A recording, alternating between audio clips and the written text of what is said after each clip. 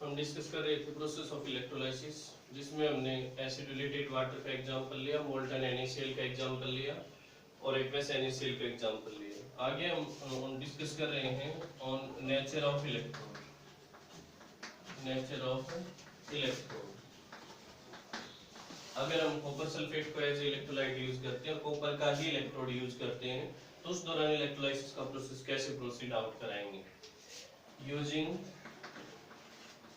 N copper electrode, using an copper electrode with copper sulfate solution, with copper sulfate solution। हम इसमें note करेंगे, first of all we take electrolytic cell in which we fill electrolyte, that is copper sulfate, and we dip metal electrodes in it, anode and cathode. Both the electrode are connected with the cell or battery, cathode and anode. We use aqueous copper sulfate, so we take copper sulfate plus H2O. When we pass current through the electrode, then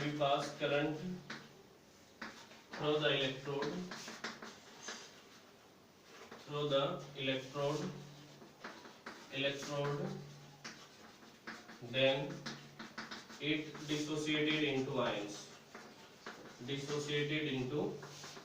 ions। हम note करेंगे copper sulphate dissociated into copper 2 positive plus SO4 2 negative, H2O dissociated into H positive plus OH negative. Reactions को note करेंगे, reaction at cathode. Cathode पे हम note करेंगे, जब हम electricity pass out कराते हैं तो दोनों पॉजिटिव चार्ज पार्टिकल कैथोड की तरफ मूव करेंगे, बट इसमें जो डिस्चार्ज पोटेंशियल है वो कॉपर का कम होगा और इसलिए कॉपर इस पे डिपॉजिट हो जाएगा। हम नोट करेंगे कॉपर 2 पॉजिटिव प्लस 2 इलेक्ट्रॉन्स, यहाँ पे कॉपर नोट करेंगे। रिएक्शन एट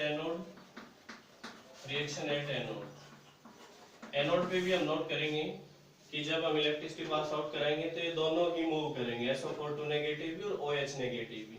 लेकिन यहाँ पे हम नोट करेंगे कि कॉपर का इलेक्ट्रोड होने की वजह से सेल्फ ऑक्सीडाइज्ड हो जाएगा और कॉपर ही डिपॉजिट होगा कॉपर इलेक्ट्रोड पे। सो ओवरऑल हम यहाँ पे नोट करेंगे कि जो कॉपर है वो सेल्फ ऑक्सीडाइज्ड हो जाएगा इसमें, जिसकी वजह से हम नोट करेंगे कि जो एनोड है उस पे रिएक्शन हम ऑब्जर्व करेंगे तो कॉपर ही डिपॉजिट हो जाएगा ओवरऑल। आगे हम इसमें डिस्कस कर रहे हैं फेराडे लॉ। जो माइकल फेराडे था उसने इलेक्ट्रोलाइसिस के कुछ लॉ दिए थे, 2 लॉ दिए थे जिनको हम नोट करते हैं। Faraday law of electrolysis, Faraday's law of laws of electrolysis. Michael Faraday था, उसने स्टडी की इन पे इलेक्ट्रोलाइट प्रोसेस ऑफ इलेक्ट्रोलाइसिस पे, और उस दौरान उसने नोट किया कि जब हम इलेक्ट्रोलाइट यूज करते हैं तो उस दौरान मेटल इलेक्ट्रोड डिप करके उसमें से इलेक्ट्रिसिटी पास आउट कराते हैं। तो उसने कुछ क्वांटिटेटिव एस्पेक्ट्स को भी नोट किया था, जिसके अनुसार उसने पता लगाया था कि हम कितने टाइम तक इलेक्ट्रिसिटी पास आउट कराते हैं तो कितना मास डिपॉजिट होता है। फर्स्ट लॉ के अनुसार हम नोट करेंगे, फर्स्ट लॉ ऑफ इलेक्ट्रोलाइसिस, इसके अनुसार हम नोट करेंगे मास ऑफ, या हम नोट कर सकते हैं क्वांटिटी, बेसिकली मास के अनुसार ही नोट करेंगे, mass deposited on metal electrode is directly proportional to amount of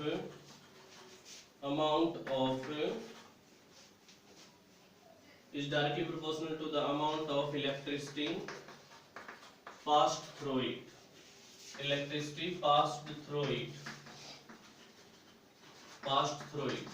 means हम इसमें नोट करते हैं कि जितना मास डिपॉजिट होता है मेटल इलेक्ट्रोड की वो डायरेक्टली प्रोपोर्शनल होगा जितनी क्वांटिटी में हम इलेक्ट्रिसिटी पास आउट कराते हैं। मैथमेटिकली हम नोट करेंगे W directly proportional to Q, where W is mass deposited on metal electrode,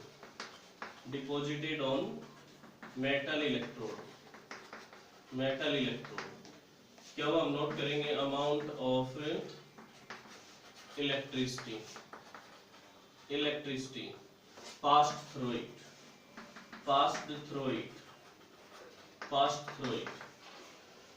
simplify करेंगे हम, क्या is equal to I into T, where I is current और T is time. So W directly proportional to I into T. तो हम यहाँ पे जब इसको सिंप्लीफाई करेंगे तो यहाँ पे Z आ जाएगा, Z into I into T. Z is proportionality constant, जिसको हम इक्विवेलेंट कांस्टेंट भी बोल सकते हैं. इक्विवेलेंट कांस्टेंट हम इसको कह सकते हैं. हम नोट करते हैं कि W is equal to Z into I into T. इसके बेस पे हम न्यूमेरिकल प्रॉब्लम्स को भी सॉर्ट आउट करते हैं. जैसे हम नोट करते हैं कि अगर किसी इलेक्ट्रोलाइसिस के प्रोसेस के दौरान हम इलेक्ट्रिसिटी पास आउट कराते हैं, ये कैथोड है और ये एनोड है, नेगेटिव और ये पॉजिटिव. ये इलेक्ट्रोलाइट हम यहाँ पे ले रहे हैं H2SO4. यहाँ पे हम Z की वैल्यू को डिटरमाइन कर सकते हैं. Z is equal to equivalent weight divide by 1 faraday. ये हम नोट करेंगे. अगर हम इसमें ये कहा जाता है कि if we pass 15 ampere current through the H2SO4 for 5 minutes. अगर ये कहा जाता है कि हम इस H2SO4 में 15 एम्पियर करंट को पास आउट करा रहे हैं 5 मिनट के लिए, तो कितना मास डिपॉजिट होगा? देन या हम लिख सकते हैं how much mass deposited on metal electrode. तो मेटल इलेक्ट्रोड पे कितना मास डिपॉजिट होगा? हम यहाँ पे नोट करेंगे कि W is equal to Z into I into T होता है. तो हम यहाँ पे Z की वैल्यू तो नोट करेंगे, equivalent weight divide by 1 Faraday. Equivalent weight हम नोट करेंगे इसका 49. कैसे निकालते हैं हम? जो भी मॉलिक्यूलर मास होता है, molecular mass divide by acidity और बेसिसिटी, इस तरीके से डिटरमाइन करेंगे. H2SO4 का मॉलिक्यूलर मास 98 होता है और ये दो H पॉजिटिव आयंस को सीक्रेट करता है, इसलिए हम 49 यहाँ पे नोट करेंगे और डिवाइड बाय 1 फेराडे.